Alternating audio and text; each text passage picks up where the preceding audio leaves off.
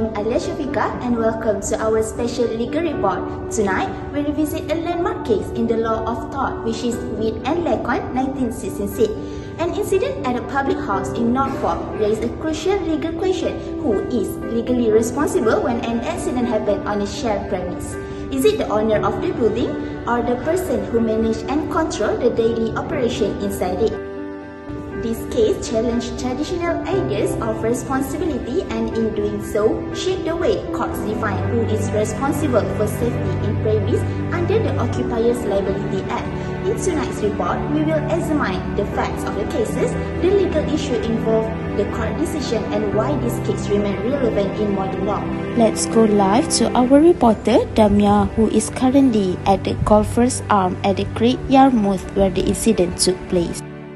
Thank you, ALYA. I am reporting live from what represents the scene of the incident at the Golfer's Arms public house in Norfolk, where a tragic incident occurred involving a guest named Mr. Witt. It was here, at this very staircase behind me, that Mr. Witt fell during the night and later died from his injuries. According to the facts of the case, Mr. and Mrs. Witt were guests at a public house known as the Golfer's Arms at Great Yarmouth, which is owned by the respondent, the brewery company Lecon and Company Limited. But part of it was occupied by a manager, Mr. and Mrs. Richardson, who live in the upper building of floor. The first floor was used by Mr. and Mrs. Richardson as their private dwelling. During the summer months, Mrs. Richardson took in paying guests for her own private profit, separate from the brewery's business. Among these guests were Mr. and Mrs. Witt and their family, who stayed in the private portion of the premise. On the night of 4 September 1958, Mr. Witt was found lying on the floor at the back staircase in the private section of the inn, where he was discovered dead. The surgeon reported a bruise and underlying fracture on the left side of his head, extending to the base of the skull, with no other injuries on his body, and stated that the injuries were consistent with a fall grounded level or downstairs. The back staircase was steep and narrow, with 14 steps, each 9 inches deep, and walls on both sides down to just above the last 2 steps, which were within the slightly wider vestibule. A grooved handrail was fixed to the left wall but ended immediately above the third steps from the bottom and had no terminal knob. There was therefore no handrail alongside the bottom 2 steps. No witness described the staircase itself as dangerous. The only unusual feature was the shortened handrail. It is also believed that on the night of the incident, the bulb in the light above the top of the staircase was missing, and a sudden power failure left the back staircase in near darkness. The house had to consider whether any probable explanation of the accident could be established on the evidence, in particular whether it was more likely than not that the fall was caused by the shortened handrail and the absence of the light at the top of the stairs. Windy inferred that Mr. Witt fell from the second, third or fourth step from the bottom because his hand ran along the rail and then came to the end of it in darkness. He concluded. From the evidence, it appears that when the handrail came to an end, Mr. Witt realized his hand was no longer supported, believing he had reached the bottom of the staircase. He stepped forward with confidence. Unfortunately, there were still steps remaining, and this misjudgment caused his fall. The court accepted that the sequence of events is the most likely explanation of how the accident occurred. Mr. Han, you mentioned that you used the same staircase at around a similar time in the evening. Could you explain what you observed? Yes. When I went down the staircase, the light at the top was switched off. I could see the upper steps, but only faintly. I could just make out the first 2 steps. What about the lower part of the staircase? The lower staircase was fairly dark. I could not see the handrail at all.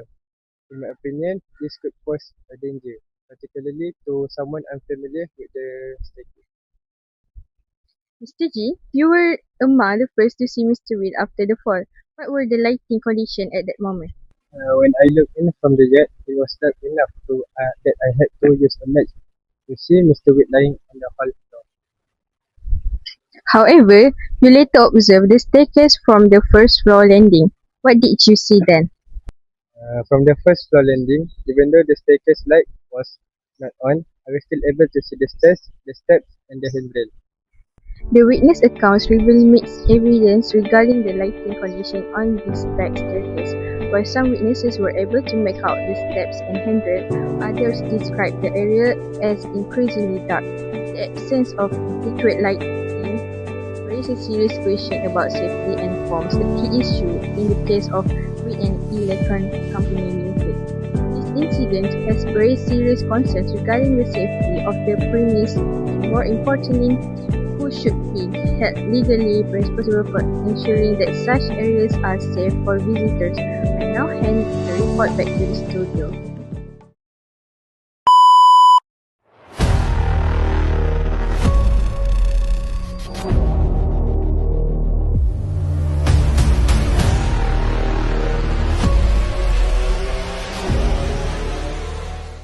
To understand better about the legal implications of this incident, we are now joined by our legal analyst, Ms. Leah. This case not only highlights issue of safety on shared premise, but also raises important questions about responsibility and control under the law.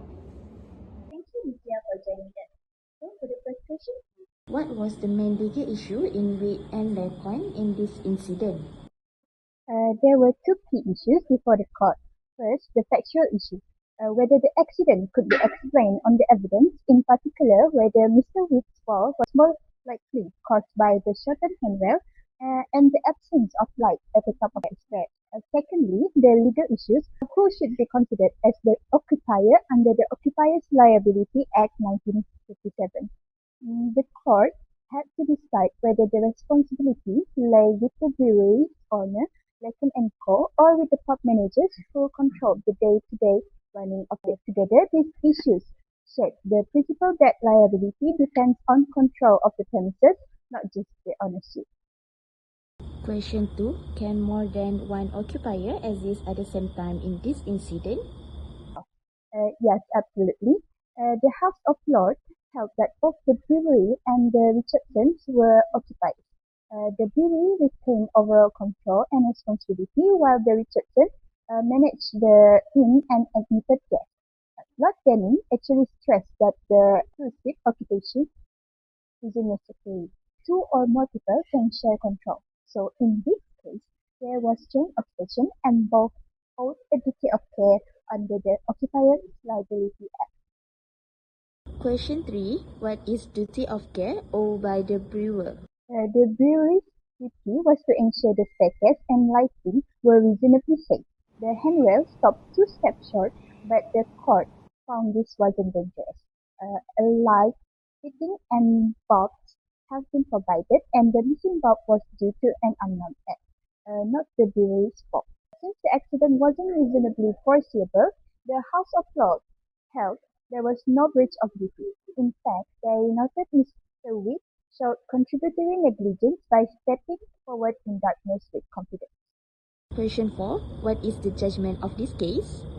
The House of Lords held that the accident could not be explained with certainty.